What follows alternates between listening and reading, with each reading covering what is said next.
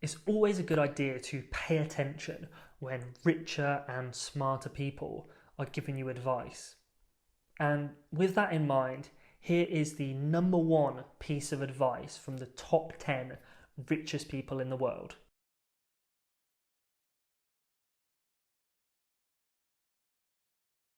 I do think there's a good framework for thinking is physics, you know, the sort of first principles reasoning. I mean, generally, I think there are, what I mean by that is boil things down to their fundamental truths and reason up from there, as opposed to reasoning by analogy. Through most of our life, we get through life by reasoning by analogy, which essentially means kind of copying what other people do with slight variations. And you have to do that, otherwise it's mentally, you wouldn't be able to get through the day. But when you want to do something new, you have to apply the physics approach. Physics has really sort of figured out how to discover new things that are counterintuitive, like quantum mechanics. It's really counterintuitive. So I think that's an important thing to do.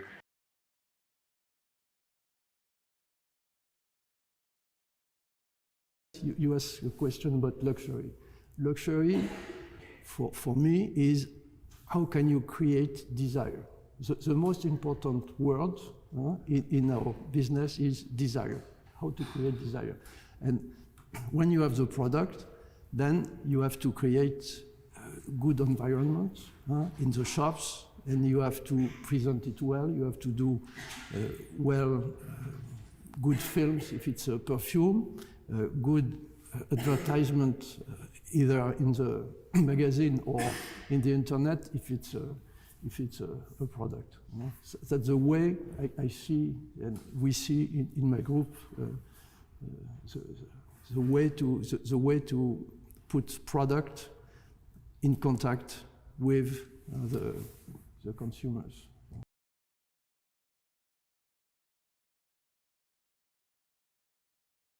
And when you told your parents you were going to quit D.E. Shaw, where you're successful, making presumably a fair amount of money, yeah. And you told your wife, Mackenzie, that you're yeah. going to move across the country, what did they all say? They were immediately and reflexively supportive right after they asked the question, what's the internet? Right. And so, no, but this is right. With your loved ones, you bet on them. You're not betting on the idea. You are betting on the person. When I told my boss, David Shaw, that I was going to do this thing, he went on a long walk with him in Central Park, and he said, finally, after a lot of listening, he said, you know what, Jeff, this is a really good idea. I think you're onto a good idea here, but this would be a better idea for somebody who didn't already have a good job.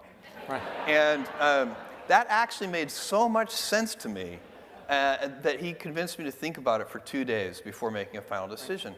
And that was, and it's one of those decisions I made with my heart and not my head. And I basically said, I don't want to regret, when I'm 80, now 90, I want to have minimized the number of regrets that I have in my life. And most of our regrets are acts of omission. They're things we didn't try. It's the path untraveled. Those are the things that haunt us.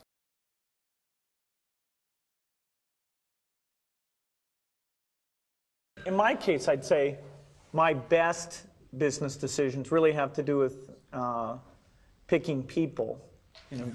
Deciding to go into partnership with Paul Allen is probably at the top of the list. And then subsequently, hiring a friend, Steve Ballmer, and having somebody who you totally trust, who's totally committed, who shares your vision and yet has a little bit different set of skills, and also acts as a check on you. Some of the ideas you come up with, you run by them because they're going to say, hey, wait a minute, have you thought about this and that? And just, the benefit of sparking off of somebody who's got that kind of brilliance, it's not only made it fun, but it's really led to a lot of the success. So picking a partner is crucial.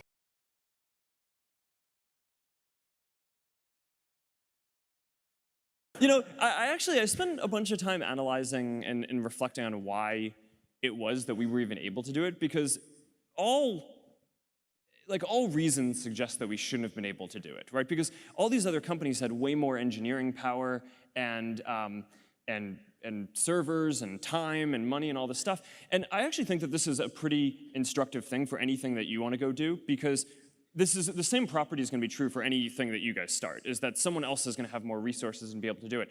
The reason why I think we actually ended up being the ones doing it is because we just cared way more about it than everyone else, right? So there were always projects at some of these other companies that were these hobbies, but we always thought that it was this really important thing and really just like felt in our gut and our heart that we wanted to do it. And early on, there were always these skeptics saying that, oh, this can't be a business. We didn't actually care that much about it being a business early on.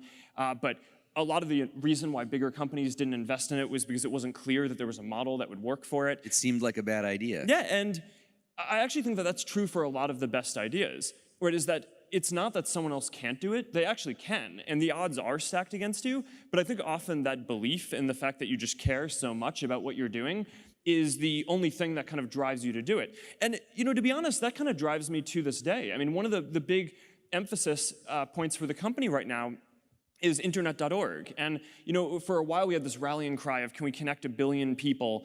And when we started talking about that, we thought that was crazy, right? It was way bigger than any service in the world that had been built, and it was 10 digits long, right? It's like it felt crazy. We'd never get to that.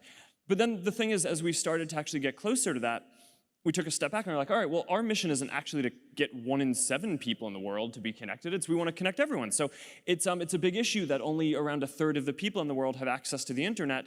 And that's something that we think that we can do something about. And similar to early Facebook, there's no business model around this. I mean, all the people who have all the money in the world, I mean, it's not necessarily a fair thing, are already the people who are on Facebook, right? It's in the first, 1/7 of the world. But we just believe really strongly. It's like, this is what we are here to do. This is what our company cares about. I care about it. The team cares about it. Our culture cares about it. So we're just going to keep pushing on it. And I actually think a lot of the reason why great stuff gets built is because it's kind of irrational at the time. But so it kind of selects for the people who care the most about it doing it.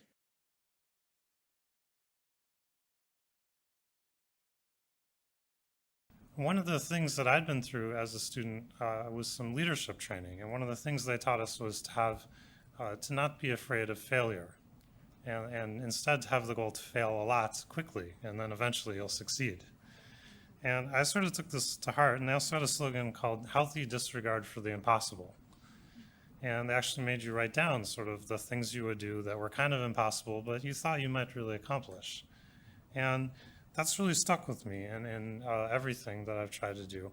And I think, it was very, very close that we wouldn't have started the company. And I think there are many of you out there in sort of similar situations. Do you want to take a little bit more risk? Do you want to try something out? And, even if you don't succeed, we actually tried many things that didn't work. Google happened to work pretty well, but there are many things that we did that didn't. But we don't worry about those, right? Because we tried many things. So I just encourage you to take a little more risk in life. And I think if you do it often enough, it will really pay off.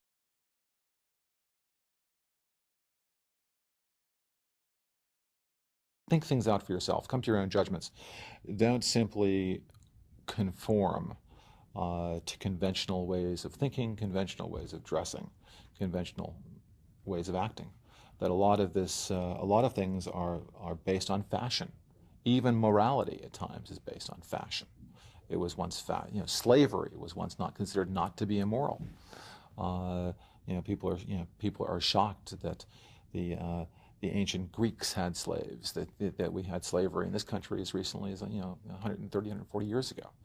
So there are moral facts. You have to really go back to first principles and think things out for yourself, whether they're scientific principles or moral principles or business ideas or product ideas. You have to think things out for yourself.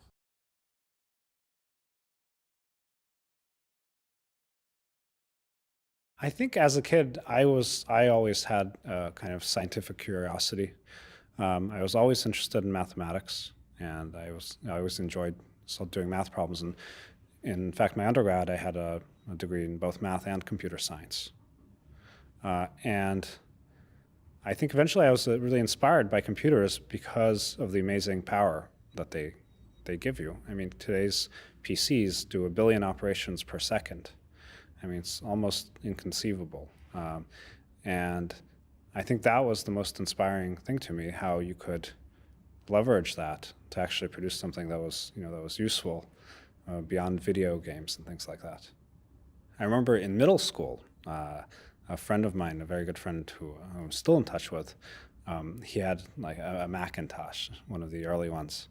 And together, he and I would just sit and play around and program. We had little programs for artificial intelligence. We'd have, a little program that would talk back to you. We wrote a program to simulate gravity. I remember we wrote a program to do what's called OCR now, optical character recognition. And it was just for fun and purely out of intellectual curiosity. And I think that's probably the first time that I really experienced that.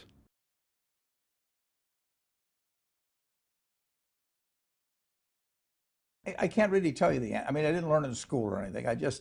It never bothered me if people disagreed with what I thought, as long as I felt I knew the facts. I mean, there's a whole bunch of things I don't know a thing about. I just stay away from those. So I stay within what I call my circle of competence. Tom Watson said it best. He said, I'm no genius, but I'm smart in spots, and I stay around those spots. Well, I try and stay around those spots, and I just don't have a problem if somebody says, you're wrong on something. I go back and look at the facts, and I think that really is much more important, frankly, than having a few points of IQ or having an extra course or two in school or anything of the sort. You need emotional stability.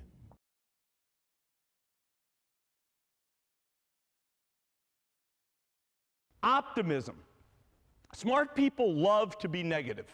It's my basic sort of summary of life. Smart people love to be critical, they love to be negative, they love to find fault, and you have to succeed. On the other hand, if you really want to be successful, you have to stay optimistic.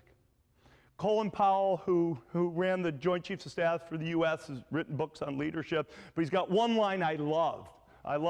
Optimism is a force multiplier. Some of the folks I was sitting down with, I don't know what you call it, the other part of the union, some of the union members before we started, we were talking about goofy YouTube speeches and videos that some of them had watched of me speaking. And why? I am optimistic, and leaders, whether they're optimistic or not, you better project it. Because if you're not leading with optimism, if you don't believe, nobody else is going to go your direction. Nobody's going to be with you. Nobody's going to follow. Nobody's really going to buy in. So optimism, passion. There you go, guys. I hope you enjoyed the video. Drop a comment below to tell me whose advice was the best. If you did like the video, make sure to click like and subscribe if you are new here. Got new videos coming out every single week. I've been James from Embark, and I'll catch you on the next one. Cheers.